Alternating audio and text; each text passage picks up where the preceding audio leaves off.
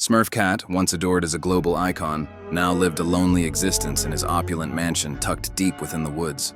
The grand halls echoed with memories of his glory days, when his face graced every screen and his charm captured millions. Fame had faded, leaving Smurf Cat forgotten, a relic of yesterday's trends. One dreary morning, as rain pattered against the stained glass windows, Smurf Cat stumbled upon the news. John Pork, another eccentric star and his old friend, had been killed in a far-off city by an evil monster that goes by the name of Tim Cheese. The headline hit him like a thunderclap. John Pork had been more than a companion. He was the one who had stood by Smurf Cat when the world moved on. Now he was gone. Determined to uncover the truth behind this tragedy, Smurf Cat dusted off his old trench coat and fedora, a nod to the detective roles he'd played in his heyday. With a resolve he hadn't felt in years, he stepped out into the world he had once ruled, ready to investigate. As he boarded the train to the distant city, his heart raced with purpose. Smurf Cat vowed to honor John Pork's memory, not by fading away in isolation, but by seeking justice for the friend who had always believed in him. Little did he know, the journey ahead would be riddled with danger, secrets and unexpected allies. Smurf Cat was deep in the enchanted woods on his way to the city. One quiet morning, Smurf Cat stumbled upon a figure sitting on a moss-covered log.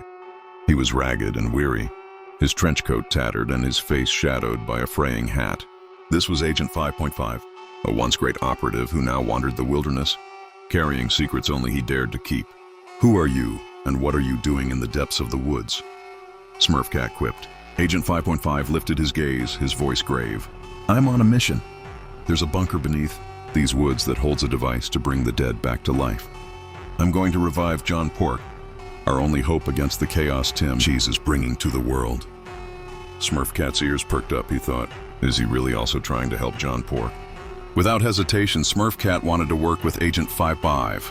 The two ventured deeper into the forest, searching for the bunker facing treacherous paths, cryptic symbols, and a few overly nosy squirrels. When they finally found the bunker, Agent 5.5 activated the Reboot Van device by pleading to the revival god of restoring lives. And with a burst of light and a resounding oink, John Pork stood before them, alive and brimming with determination. "Thank you for bringing me back," John said, his voice resonating with purpose. "But there's no time to celebrate. Tim Cheese is planning to kill Bob Bacon, and we need to stop him before it's too late." I'm Tung Sahur, and this is how I saved Bombardiro Crocodilo's life. It was a quiet, moonlit night when Burr Patapim phone buzzed violently on the bedside table. "Bombardiro Crocodilo," he answered, only to hear the panicked voice of his best friend, Tung Sahur. Burr Patapim, it's Bombardiro Crocodilo. He's hurt badly. I don't know what to do."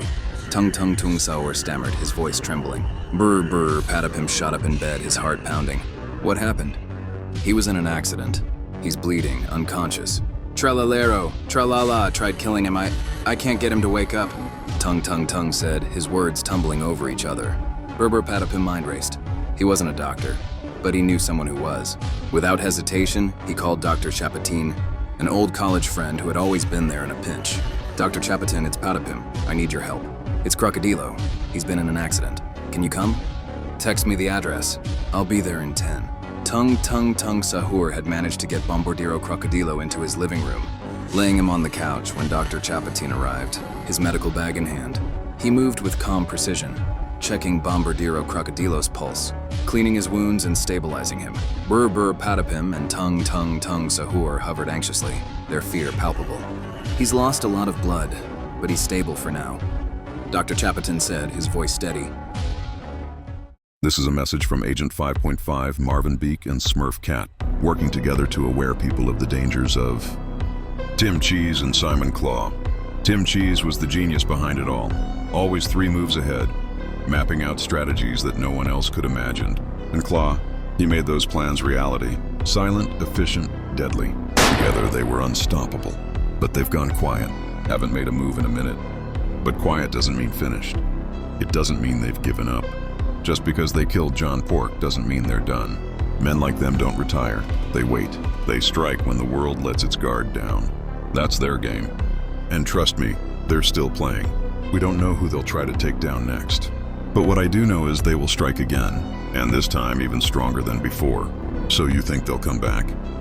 I don't think, I know. One day, when no one expects it, Cheese and Claw will return. And when they do, it won't be a small ripple, it'll be a storm. We need to be prepared. My name is Gorellini Bananini, and this is my story. Deep within the jungle, Gorellini Bananini rose from tragedy to power. Orphaned as a young gorilla during a violent battle over the bananas, he vowed to bring order to the chaos. Through intelligence and charisma, Gorellini united many scattered bananas and established himself as a leader. The people vowed under his rule, becoming the jungle's richest of bananas in influence. Despite his feared reputation, Gorellini governed by a code: no stealing bananas. The bananas must be protected, and loyalty was important.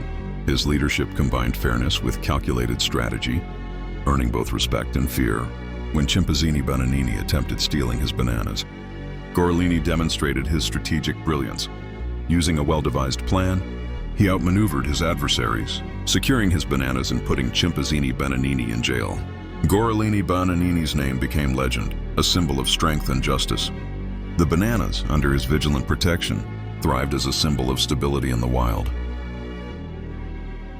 Black Tung Tung Sahur wakes up at the crib, grabs his strap, and jumps out of bed. He starts his day strong by dipping his face in an ice bowl of dat purple stuff. He works out after that by playing basketball, sometimes does boxing. After that, he gets in his Hellcat and hits up his gang. At the trap house, they talk about business while getting stoned. By midday, Black Tung Tung Sahur is out on the streets controlling violence. Whether it's negotiating deals, selling packs, or ensuring his hood stays under control, he's always on the move. At the end of the day, he's got a reputation to hold. When the sun starts going out, Black Tung Tung Sahur switches gears.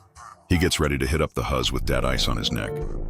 He hits up the city's baddest to get down and dirty, keeping an eye on ops. He's rizzing up and intimidating at the same time, making sure everyone knows who's in charge. The real action happens after dark. Black Tung Tung Sahur strategizes a plan with his gang, planning the next big move. He's always thinking ahead, staying one step ahead of his enemies, ready to slide at any moment. I'm Black Tung Tung Tung Sahur, and this is my story. Born into chains, Black Tung Tung Tung Sahur's earliest memories were of the huge fields, where he picked cotton under the scorching sun. The owner's whip sang its cruel song, reminding everyone of the cost of living. But Black Tung Sahur's spirit was tough, even as a young boy. His grandmother, Rosa Tung Parks, whispered stories of a homeland, far across the mountains, a land where their people lived free. Those stories became his motivation. Black Tung Sahur grew. Yet, despite the pain, there was a quiet resistance that sparked within the enslaved community. One night, a hushed plan was whispered among the enslaved, an escape to freedom. Black Tung Sahur, now a young man, was chosen to lead the group. They began on a dangerous journey. The path was disloyal, but Black Tung Sahur's unresolved determination inspired those around him. Days turned to weeks, but they pressed on, braving rivers, forests, and the constant threat of capture. At long last, they crossed into a land where chains could no longer bind them. The group stood together, their faces turned toward a rising sun that symbolized a new beginning. Black Tung Sahur, with tears streaming down his face, sang one final song, a song of freedom, resilience, and victory.